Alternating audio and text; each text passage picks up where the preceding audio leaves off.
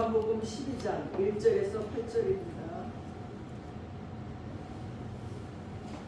오늘 은혜 받을 말씀은 요한복음 12장 1절에서 8절 말씀입니다. 신약 167쪽입니다. 찾으셨는지 알고 제가 봉독해 올리겠습니다. 6월절 엿새 전에 예수께서 베다니에 이르시니 이곳은 예수께서 죽은 자 가운데서 살리신 나사로가 있는 곳이라. 거기서 예수를 위하여 잔치할세 마르다는 일을 하고 나사로는 예수와 함께 앉은 자 중에 있더라. 마리아는 지극히 비싼 향료 곧 순전한 나드 한 근을 가져다가 예수의 발에 붓고 자기 머리털로 그의 발을 닦으니 향료 냄새가 집에 가득하더라. 제자 중 하나로서 예수를 잡아줄 다른 유다가 말하되 이 향료를 어찌하여 300데나리온에 팔아 가난한 자들에게 주지 아니하였느냐 하니, 이렇게 말함은 가난한 자들을 생각함이 아니요 그는 도둑이라. 돈깨를 맞고 거기 넣는 것을 훔쳐감이러라. 예수께서 이르시되 그를 가만두어 나의 장례할 날을 위하여 그것을 간직하게 하라. 가난한 자들은 항상 너희와 함께 있거니와 나는 항상 있지 아니하리라 하시니라. 아멘.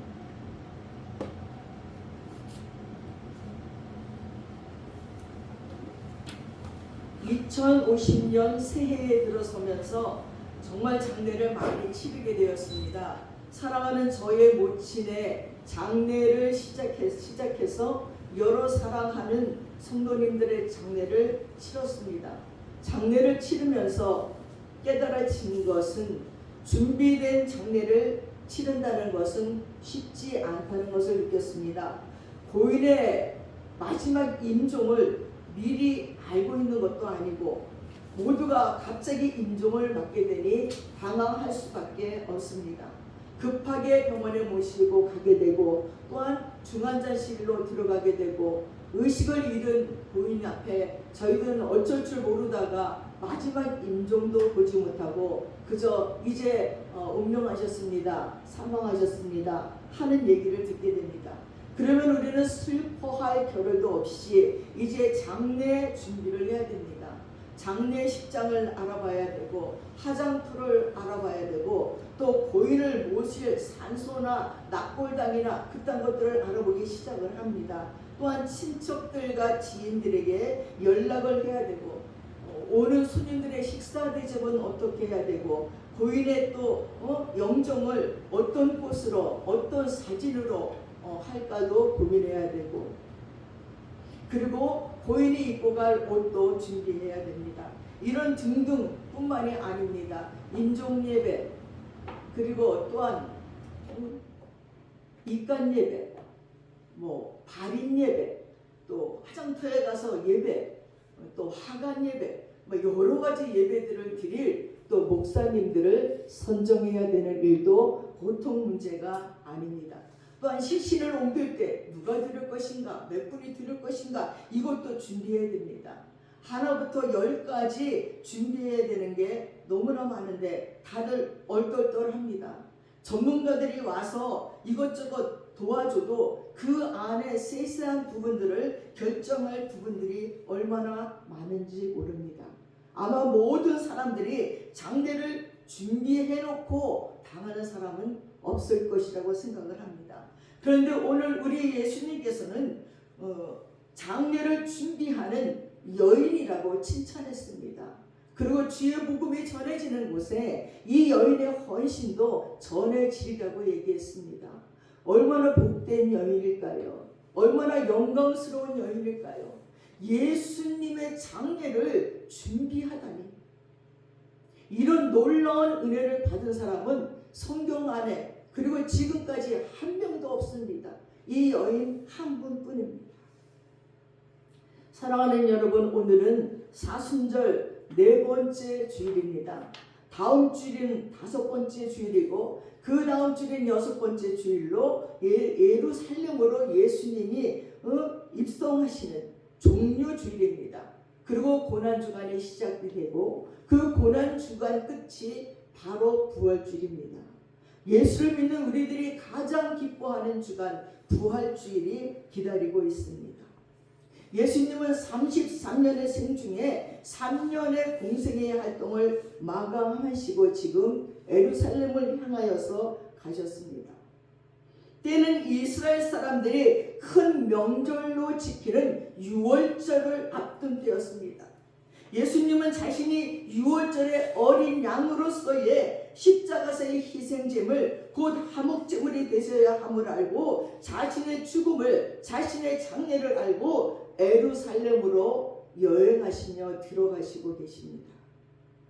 그 당시 예루살렘에는 유대의 많은 종교 지도자들이 있었고 대제사장들이 있었고 바리새인들이 예수를 잡아 죽이려고 혈안이 되어 있었습니다.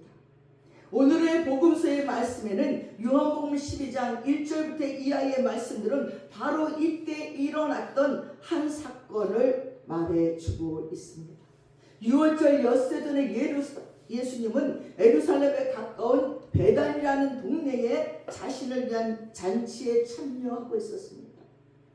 아마도 예수님은 너무나 우리가 잘 알고 있는 죽은 자 가운데서 살아난 이 나사로가 예수님을 위해서 잔치를 벌였던 곳으로 들어갔습니다. 나사로는 예수님과 함께 식탁에 앉아 있었고 마르다는 시중을 들고 있었는데 그때 마리아가 매우 값진 향유, 나드 향유 한 근을 가져다가 예수님의 발에다 그냥 다 부어버리는 거예요. 그리고 자기의 머리털을 가지고 예수님의 발을 눈물로 닦는 것입니다. 금세 온 집안에 향유 냄새로 가득히 찼습니다. 바로 그때 예수님의 제자 중에 하나인 이 가룟 유다가 향유를 팔아서 가난한 사람들에게 나눠주지 너는 왜 이렇게 허비하느냐고 불평을 했어요. 나는 가룟 유다의 뻔뻔한 얼굴이 한번 보고 싶습니다. 예수님이 계신 자리에서 예수님이 아무 말도 안 하는데 지가 뭐라고 예수님의 발에 향유를 붓고 닦는 여인에게 감히 야단을 칩니까? 그리고 지가 예수님보다 더 높습니까? 아니 이걸 가난한 자들에게 줘야지, 팔아서 나눠줘야지 왜 예수에게 붙느냐고 그 일 당하시는 예수님은 그 말 듣고 얼마나 무안하셨을까? 아니 말을 때와 장소가 있지 어디 감히 예수님 앞에서 그런 말을 할 수 있을까 하는 생각을 했습니다. 근데 우리 예수님은요 무안해하지도 아니하시고 기분 나빠하지도 아니하시고 얘기하십니다. 가만두어라. 나의 장례할 날을 위하여 간직하였던 것을 쓰는 것이라고 말씀해 주었습니다. 여러분 농명이라는 말을 들어봤습니까? 이 농명이라는 얘기는 사슴이요 먹이를 발견하면 먼저 목 놓아 운대요. 너무 좋아서 올까요? 이 먹이를 발견한 사슴이요 다른 배고픈 동료 사슴들을 불러서 이 먹는 것을 나눠 먹기 위해서 울음소리를 내는 것을 농명이라고 합니다. 수많은 동물 중에 사슴만이 먹이를 놓고 함께 먹자고 동료를 부리기 위해서 운다는 거예요. 세상에서 가장 아름다운 울음소리지요. 농명을 당신은 들어본 적이 있습니까? 어느 짐승들은 먹이를 발견하면요 혼자 먹고 남은 것을 숨기기 급급한데 사슴은 오히려 막 울면서 함께 모여오라고 나 지금 먹이 발견했어 나한테 먹을 것이 있어 빨리 와 하고 목 놓아 물어대면 사슴들이 옵니다. 그러면 함께 그 먹을 것을 나눈다는 거예요. 이 농명은 중국의 최고 시경에도 등장합니다. 사슴 무리가 평화롭게 울며 풀을 뜯는 풍경을 어진 신하들과 임금이 함께 어울리는 것에 비유했습니다. 먹이를 가지고 신하들과 그리고 임금과 함께 나누는 이 모습이 얼마나 아름답습니까? 농명에는 홀로 사는 것이 아니라 함께 살고자 하는 상생과 나눔의 마음이 담겨 있다는 거예요. 부모는 자식을 위해 목숨까지 바쳐 사랑했는데 나의 이익을 위해서는 너는 잡아먹어야 하고 내가 성공하기 위해서는 너를 밟고 올라서야 하는 안타까운 현실들을 봅니다. 요즘 우리나라의 강화문에서는 이 현실이 여실히 드러나서 우리들의 아이들에게 무엇을 교훈할까? 무엇을 가르쳐 줘야 될까? 서로 잡아먹고 서로 집 밟아야지만 살 수 있다고, 서로 네가 지고 내가 이기겠다고 저렇게 양쪽에서 아우성을 치면서 대통령을 탄핵하겠다니, 탄핵하면 안 된다니, 그거 가지고 지금 온 백성이 거기다가 있는 것 같아요. 이 아우성을 치는 시대 가운데서 우리는 우리들의 자녀들에게 뭘 가르쳐야 되는지 모릅니다. 이제 교육할 것이 아무것도 없어요. 우리 시대에는 존경할 사람이 한 명도 없어요 지금. 그러니 무엇을 배우고 자라겠습니까? 어른들이 자기 자녀들에게 이걸 보고 배우고 따라오라고 가르칠 만한 것이 하나도 없어요. 그나마 그래도 교회에 나온다면 교회 안에서 다른 거는 본받을 수 없다 하더라도 예수 그리스도를 바라보며 와야 되는 거예요. 저는 요즘 연예인들이 정말 돈만 벌고 막 퇴폐 문화를 막 선동하고 이런 줄 알았더니요, 예수 잘 믿는 사람들이 너무나 많더라고요. 하정을 하는 배우도요, 간증을 하는데 자기도 어렵고 힘들고 깊은 절망에 빠질 적에 저는 기억합니다. 예수님이 기도할 수 있는데 왜 걱정하느냐. 그래서 저는 기도합니다. 이용돈 씨도 그렇고 뭐 많아요. 차인표 씨도 그렇고 자기들의 삶 속에서 하나님 때문에 살아가는 그 간증들을 하는 걸 보면서 너무 기뻤어요. 김혜자 씨가 얼마나 예쁘게 차근차근 얘기하면서, 저는요 택시를 가끔 타면서요 아주 입이 달싹거려요. 예수님 얘기하고 싶어서.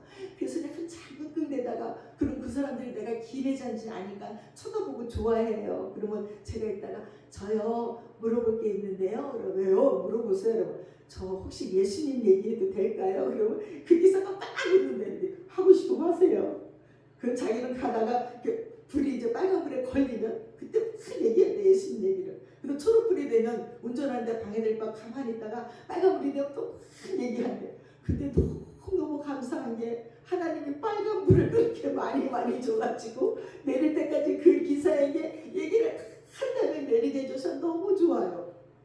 아, 너무 좋더라고요. 저는 그런 분들이 간증을 많이 했으면 좋겠어요. 예수 잘 믿는 간증. 그래서 젊은이들에게 기감이 됐으면 좋겠습니다. 사랑하는 여러분, 마리아는 자신이 아껴두었던 농명처럼 그 먹이를, 그 향유를 아름다운 울음을 울면서 향기를 풍기면서 예수님께 부어드렸습니다. 예수님의 죽음을 준비했습니다. 지금 사순절을 보내면서 예수님의 죽음을 기억하고 있는 우리는 예수님의 죽음을 위해서 뭘 준비하고 있습니까? 예수님의 죽음을 위해서 우리가 준비해야 될 것이 뭡니까? 기도하려고 오산리 금식기도원에 갔어요.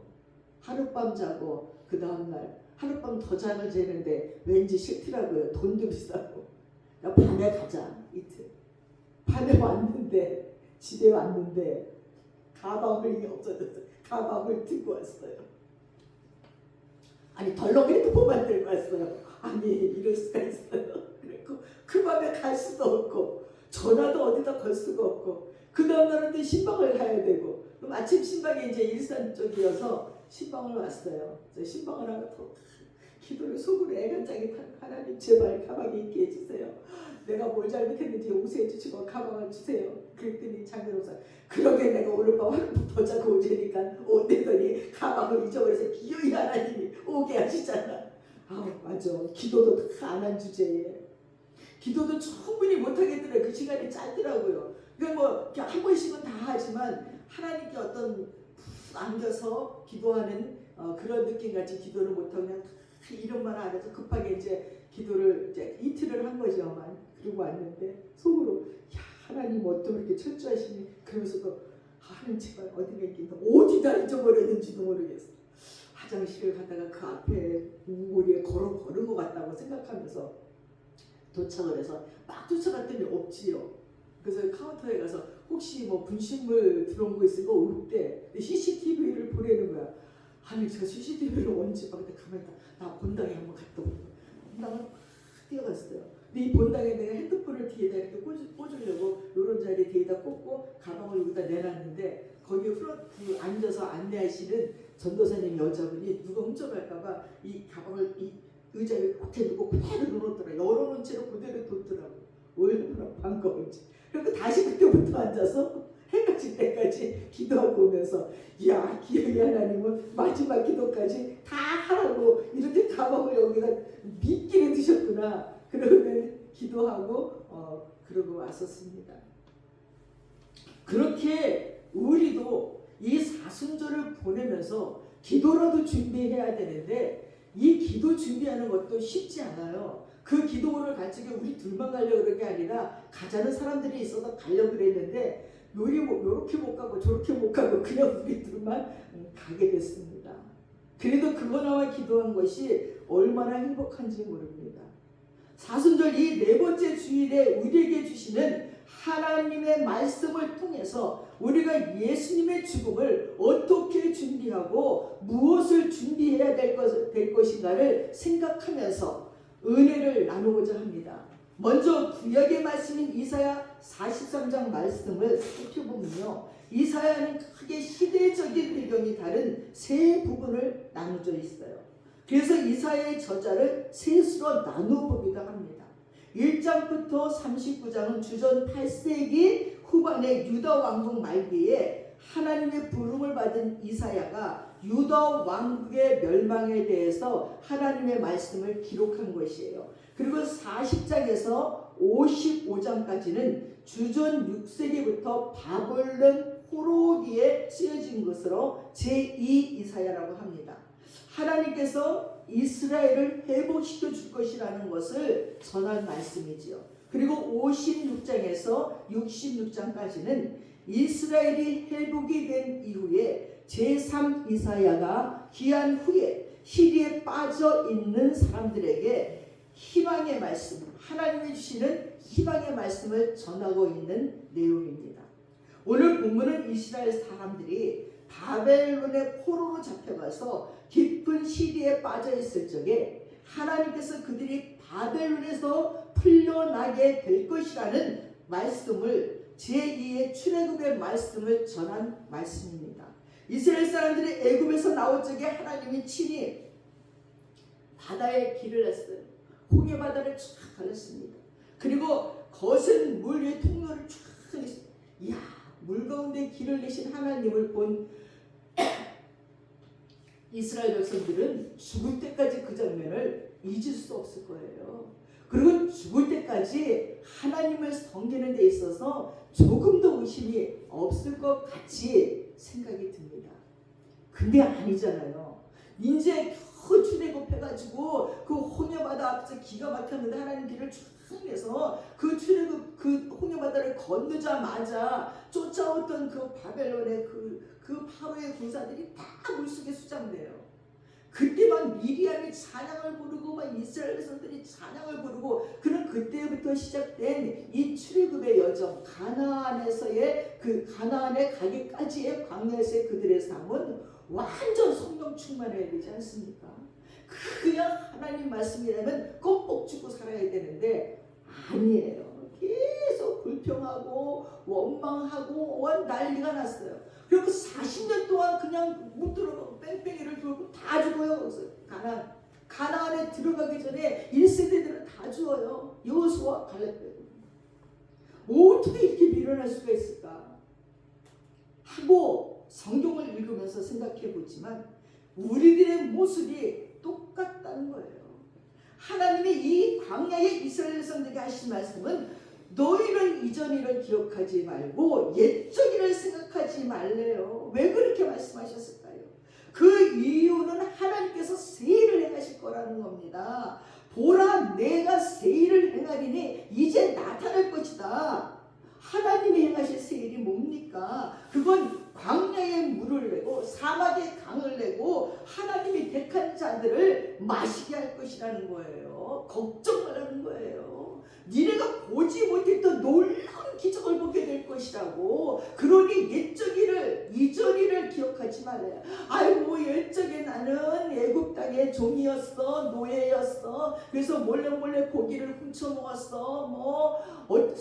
주인을 속이고 살아야 됐어. 이런 나는 노예 근성이 있어. 이런 모든 옛적 일을, 이전 일을 기억하지 말고 나는 너에게 세물을 주는 거예요. 넌 네 인생이 광야냐? 광야에 내가 길을 낼 거야. 사막에 내가 샘을 낼 거야. 걱정하지 마. 네가 하는 인생의 모든 것들은 내가 책임져 주겠다는 하나님의 언약이고 약속이었어요. 근데 이것은 바벨론의 포로로 잡혀있던 이스라엘 사람들에게 이스라엘로 돌아가게 될 것을 말해주고 있는 거예요. 이제 너희는 독립된 나라, 내 택한 백성으로 살게 해준다는 얘기입니다. 그러나 더 크게 해석해보면 하나님께서 행하실 새 일은 메시아를 통해 하시는 일을 말합니다. 작게는 당장 있을 이스라엘의 귀한 제2의 출애굽이지만 넓게는 인류를 구원할 하나님의 구원 사역에 대한 예언의 말씀이었어요. 그래서 제2 이사야는 이사야 50장과 53장에서 메시아 곧 고난받는 주의 종에 대한 모습을 그리고 있어요. 이사야 50장 5절 6절에 이렇게 얘기합니다. 나는 나를 때리는 자들에게 등을 맡겼고 내 수염을 뽑는 자들에게 뺨을 맡겼다. 내게 침을 뱉고 나를 모욕하여도 내가 그것을 피하려고 얼굴을 가리지 않았다는 것입니다. 그는 실로 우리가 받아야 될 고통을 대신 받고 우리가 겪어야 될 슬픔을 대신 겪었습니다. 그러나 우리는 그가 징벌을 받아서 하나님에게 맞으며 고난을 받는다고 생각했습니다. 우리는 지금 징벌을 받아도 징벌이 아닌 줄 알고 있어요. 갑자기 꺼지지 않는 불은 뭡니까? 어떤 사람이 나에게 톡을 보냈는데 이 불난 날과 시간이 거의 비슷하대.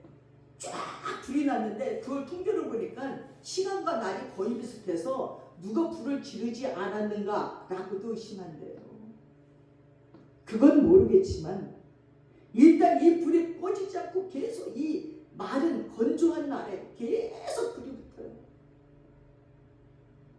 하나님은 이유 없이 뜻없이 행하시는 일이 없다고 했어요. 무슨 일일까요 도대체? 한쪽에서는 대통령을 탄핵하지 말라니 이 난리를 피면서 모든 사람들의 마음도 삶도 안정이 안 돼요. 다 들떠있고 분노로 완전히 식구들도 만나면 난리예요. 아버지하고 아들하고 엄마하고 딸하고도 다 달라요. 형제들하고도 다 달라요. 그리고 집안에서도 싸움이 시작되고 밖에 가서도 싸움이 시작되고 그런 가운데 이런 분란기가 났어요. 다 모두 엎드려서 회개해야 되지 않을까요?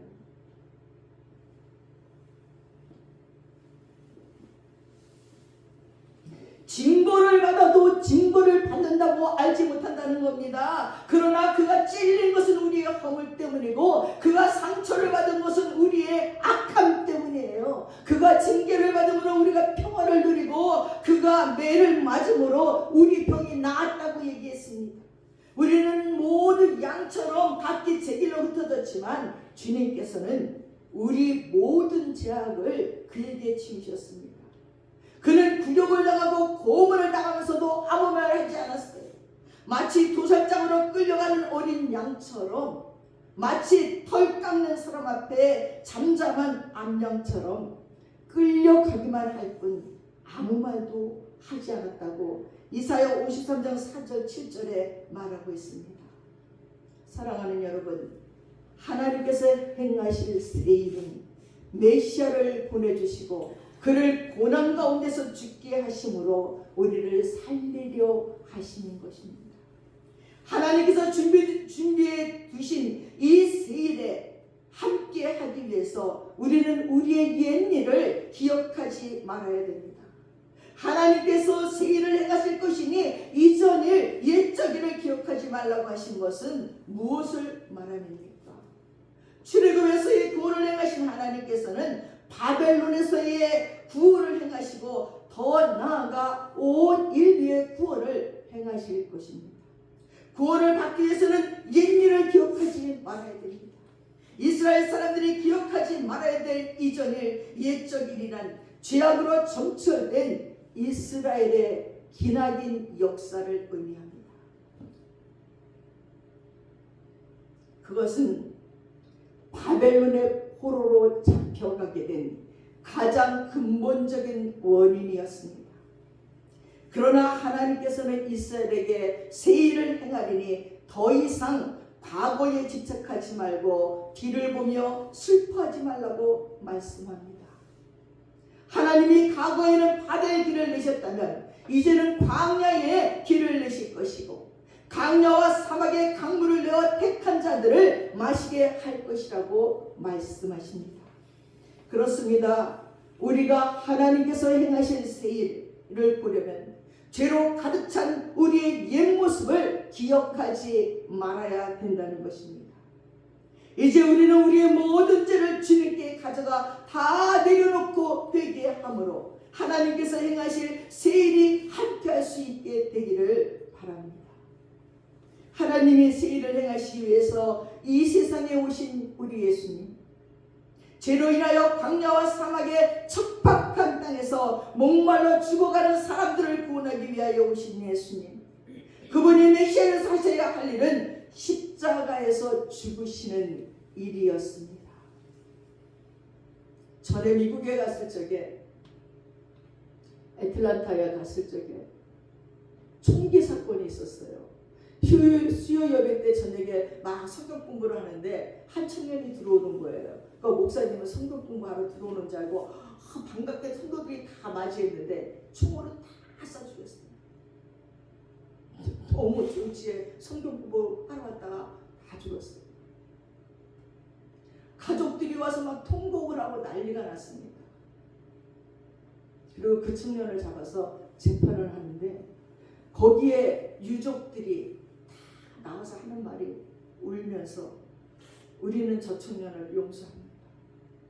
다 용서합니다. 오바마 대통령이 막 엉엉 울었잖아요. 강대상에 있었어요. 너무너무 아름다워. 자기의 딸을 죽이고 어머니를 죽이고 목사님을 죽이고 다 죽였는데 우리는 저 청년을 용서합니다. 근데 또 한 곳에 총기 사건이 있었어요. 거기 유족들은 그 사람을 사형시켜달라고 다 고발했어요. 그리고 사형당하는 날 다 가서 봤어요. 돌아오고 나오는데 기자들이 물었습니다. 그 사람이 사형당했는데 어떻습니까? 이제 마음이 후련합니까? 모두 하늘에 더 마음이 내려누르고 더 어둡습니다. 용서했던 자들은 그 전 일을 잊어버리고 하나님의 품에 옮겼습니다 하고 그 청년을 용서한 자들은 홀고반한 마음으로 새 일, 새 은혜 속에 있었지만 그런 자를 죽여 했던 자들의 마음은 눌려버렸습니다. 어두워져 버렸습니다. 후련하지 않았다는 것입니다. 그래서 우리 주님은 옛일을 잊어버리라는 거예요. 새 일을 행하겠다는 것입니다. 하나님이 새 일을 행하기 위해서 이 세상에 오신 예수님입니다. 바로 그 일을 이루기 위해 인류를 구원하기 위해 죽음의 십자가의 길을 가시기 위해 예루살렘으로 행하시던 예수님이 베다니 나사로 집에서 마리아가 향유를 붓는 그 자리에 있게 되었던 것입니다. 가룟 유다는 그 얘기를 보면서 왜 향유를 허비하느냐고 빈정거렸습니다. 그러나 마리아의 향유 부음은 잘못된 낭비, 허비가 아니었습니다. 바로 마리아의 향유 부음은 예수님의 장례를 위한 것이고 즉 예수님의 죽음을 준비한 것이었습니다. 마리아가 예수님을 죽음을 준비한 것은 뭡니까? 옥합을 깨뜨려 예수님의 발에 부어드린 것입니다. 그것이 바로 자기를 버리는 것이었습니다. 자기가 귀하다고 여겼던 것들을 깨뜨려 버렸습니다. 그녀가 예수님께 부어드린 나두 향유 한 그는 300데나리아 되는 값진 것이었습니다. 그런데 그녀는 그동안 자신이 귀하게 여기고 아껴두었던 그 향유를 아낌없이 주님께 드렸습니다. 그녀는 예수님의 죽음을 준비하기 위해서 그동안 자신이 추구해왔던 세상적인 삶의 가치를 깨뜨렸습니다. 바로 이것이 예수님의 죽음을 준비하는 것입니다. 그동안 우리는 무엇을 위해 살았습니까? 오직 나 자신만을 위해 살아오지 않았습니까? 나를 위해서, 내 교회를 위해서, 내 가족을 위해서, 내 나라를 위해서 재물을 쌓고 권력을 쌓고 지식을 쌓고 명예를 쌓지 않았습니까? 우리는 나라는 존재를 얼마나 귀하게 여기는지 다른 사람들에게 인사 한번 제대로 안 합니다. 다른 사람을 배려 한번 제대로 하지 않습니다. 저는 생각해 봅니다. 우리 교회 다른 낯선 분이 옵니다. 얼만큼 배려하는가. 그분에게 인사 한번, 말 한번 건네주고 얘기해주고, 낯선 곳에 왔으니 얼마나 저분이 행동하기가 그럴까. 내가 얘기해줘야지. 같이 옆에 있어줘야지. 그런 마음을 얼만큼 생각하는가. 우리는 이것들을 얻기 위해서 어떻게 살았습니까? 때로는 거짓말을 해야 되고 사기도 치고 남의 것을 억지로 뺏기도 합니다. 치열한 생존 경쟁에서 남을 죽여 내가 살지 않았는지요. 주님은 이런 우리에게 말씀하십니다. 너희의 육신을 위한 썩어질 모든 것을 다 버리고 깨뜨리라는 것입니다. 사랑하는 여러분, 진정 우리가 주님을 위해서 다 버리고 깨뜨릴 수 있겠는지요? 사도 바울은 빌립보서 3장 4절에 이렇게 고백합니다. 나는 8일 만에 할례를 받고 이스라엘 족속이요 베냐민 지파요 히브리인 중에 히브리인이요 율법으로는 바리새인이요 열심히로는 교회를 박해하고 율법에 의로는 흠이 없는 자라. 그런데 이 모든 것, 자신에게 유익했던 것을 그리스도를 위해서 해로 여긴다는 거예요. 또한 이 모든 것을 해로 여김은 내 주 그리스도 예수를 아는 지식이 가장 고상하기 때문이래요. 내가 그를 위하여 모든 것을 잃어버리고 배설물로 여김은 그리스도를 얻고 그 안에서 발견되려 함이라는 거예요. 내가 공부를 많이 한 것도, 내가 돈이 많은 것도, 내가 명예가 많은 것도 다 예수 때문에 해로 여긴대요. 그것이 오히려 예수 믿는데 해가 된다는 거예요. 다 배설물로 여긴다는 거예요. 그리고 다 똥처럼 버려버리고 그 안에서 나는 발견되기를. 뭐로? 예수 안에 그리스도를 얻고 그 안에서 주님께 발견되기 원한다는 것입니다. 사도 바울은 예수님을 만나고 나서 그가 예수님을 만나기 전에 추구하고 얻고 가졌던 모든 것을 다 배설물로 여겨버렸다고 했습니다. 그리고 바울은 예수께 잡힌받은 표대력에서 달려간다는 것입니다. 뒤에 있는 것을 잊어버리고 앞에 있는 것을 잡으려고 하나님이 부르신 부름의 상을 위하여 달려간다고 했습니다. 존 변돈이라는 코미디언이 이렇게 말합니다. 우리는 하나님을 믿는 하나님의 형상을 담은 자녀잖아요. 자기는 마음속에 남에다 나는 하나님의 형상으로 만들어진 자야 하는 자존감을 가지고 산다는 거예요. 자기 원래 성격은 그렇지 않지만 용기를 잃고 힘을 잃을 때마다 나는 하나님의 자녀야, 하나님의 형상으로 만들어진 자야 하고 자기 자신에게 자꾸 되뇌인데요. 사랑하는 여러분, 우리는 지금 뭘 향해 달려가고 있습니까? 배설물처럼 버려야 될 것을 인생의 표대로 삼고 그것을 위해 그동안 달려왔습니까? 예수님이 아닌 세상에 썩어질 것을 갖기 위해서 달려왔습니까? 우리의 표대는 오로지 주님이어야 됩니다. 바로 주님의 십자가여야 됩니다. 사도 바울은 갈라디아서 2장 20절에 내가 그리스도와 함께 십자가 못 박혔나니 이제는 내가 사는 것이 아니라 나를 위해서 십자가에 죽으신 예수를 위해서 산다고 고백했습니다. 주님의 죽으심은 곧 나 자신의 죽음을 뜻합니다. 나의 욕심, 나의 썩어질 모든 것, 그런 말미암아 우리가 지은 모든 죄를 주님과 함께 십자가에 못 박아야 됩니다. 죽을 수밖에 없는 나를 구원하시기 위해서 십자가에서 피 흘려 죽으신 예수님, 그분의 죽음을 준비하는 것은 그동안 내가 소중하다고 생각했던 것, 세상적인 모든 가치의 곁들을 두지 말고 그것들을 다 배설물처럼 버리고 옥합을 깨뜨리고 주님을 위해 헌신하며 희생하는 일, 하나님 나라의 가치에 삶의 목표를 세우고 살아야 하는 것입니다. 사랑하는 여러분, 이번 사순절을 보내면서 우리 모두 예수님의 죽음을 준비하는 사람들이 되시기를 바랍니다. 차인편 씨가요, 얼마나 지금 자선사업을 많이 합니까? 근데 자기가 인도에 선교를 하러 가면서 일대성을 탁 타고 왕처럼 선교한다고 갔답니다. 인도에 내리니까 인도 그 교회 앞에 어린아이들이 수백 명들이 그냥 바글바글 있는 거예요. 근데 거기에 계신 성우 선생님이 말하기를 이 아이들은 이 세상에서 가장 가난하고 정말 가장 보잘것없는 아이들이에요.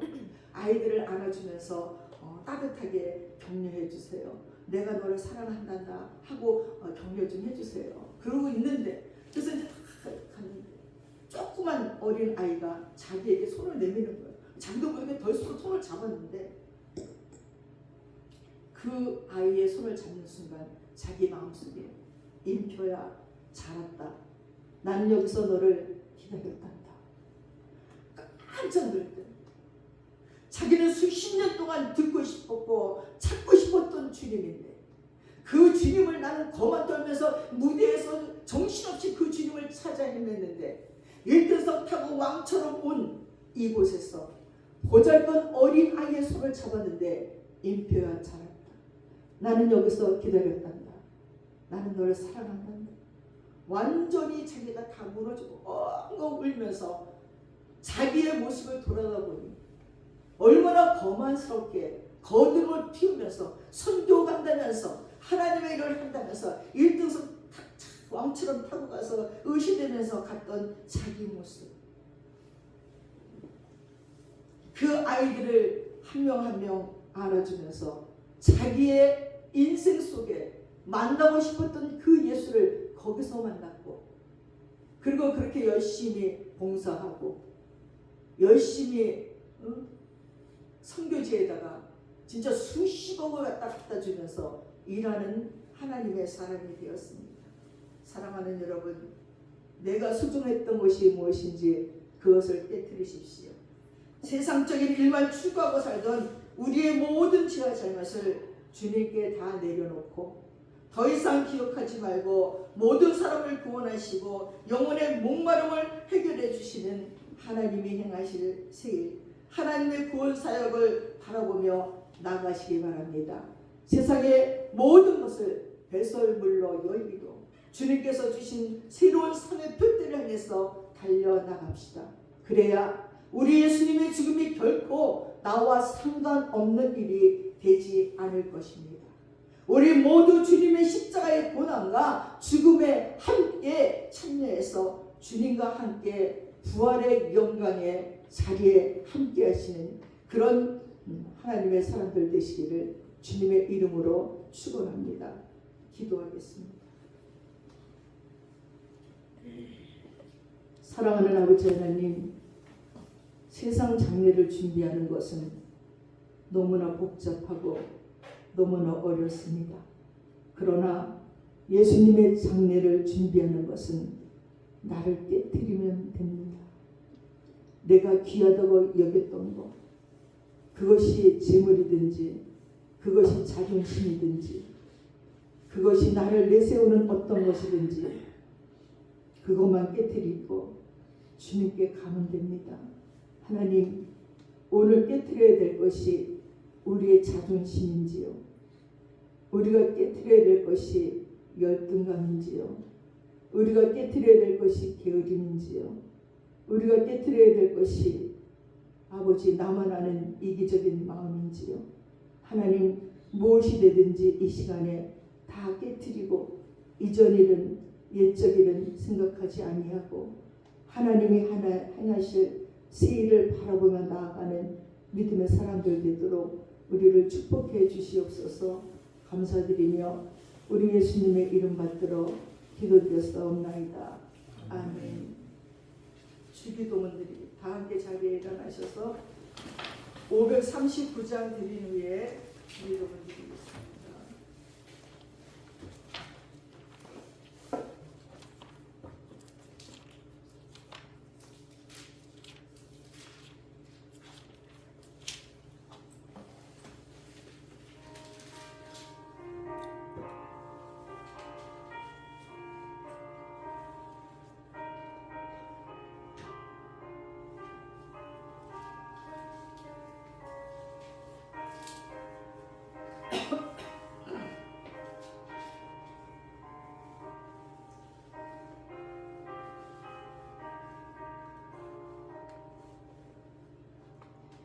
너 예수께 조용히 나가 내 모든 짐 내려놓고 주 십자가 사랑을 믿어 제사함을 너 받으라. 주 예수께 조용히 나가 내 마음을 쏟아놓으라. 내 은혜 보시는 주님 그 은혜를 베푸시니 주 예수의 은혜를 입어 내 슬픔이 없어지리. 내 이웃을 늘 사랑하여 너 받은 것 거저주라. 주 예수께 조용히 나가 내 마음을 쏟아놓으라. 은혜 보시는 주님 그 은혜를 베푸시리.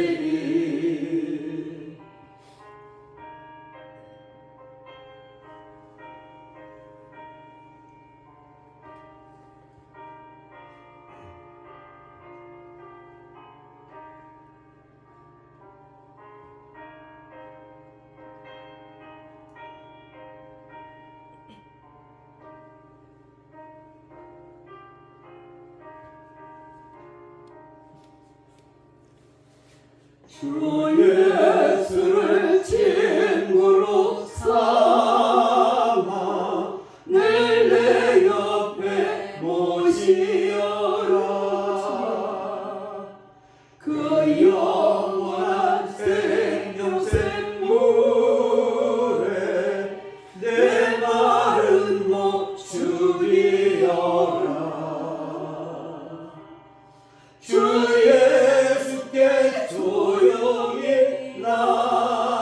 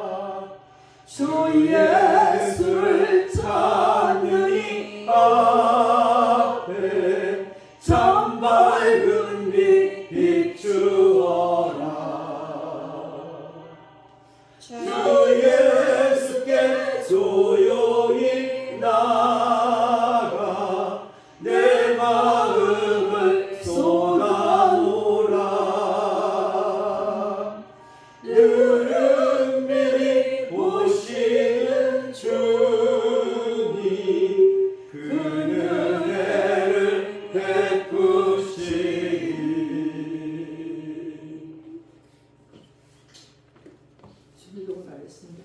하늘에 계신 우리 아버지, 아버지의 이름을 거룩하게 하시며 아버지의 나라가 오게 하시며 아버지의 뜻이 하늘에서 같이 땅에서도 이루어지게 하소서. 오늘 우리에게 일용할 양식을 주시고 우리가 우리에게 잘못한 사람을 용서하여 준 것 같이 우리 죄를 용서해 주시고 우리를 시험에 빠지지 않게 하시고 악에서 구하소서. 나라와 권능과 영광이 영원히 아버지의 것입니다. 아멘. 지금은 우리 주 예수 그리스도의 한없는 은혜와 우리 아버지 하나님의 풍성하신 사랑과 성령님의 감동 감하시고 교통하심이 이제 옛 일은 잊어버리고 이전 것은 잃어버리고 하나님의 새 일을 찾아 우리의 이전의 것들을 버리고자 작정하는 믿음의 권속들 머리 위에 이제부터 영원까지 함께 하시옵기를 간절히 축원드리옵나이다. 아멘.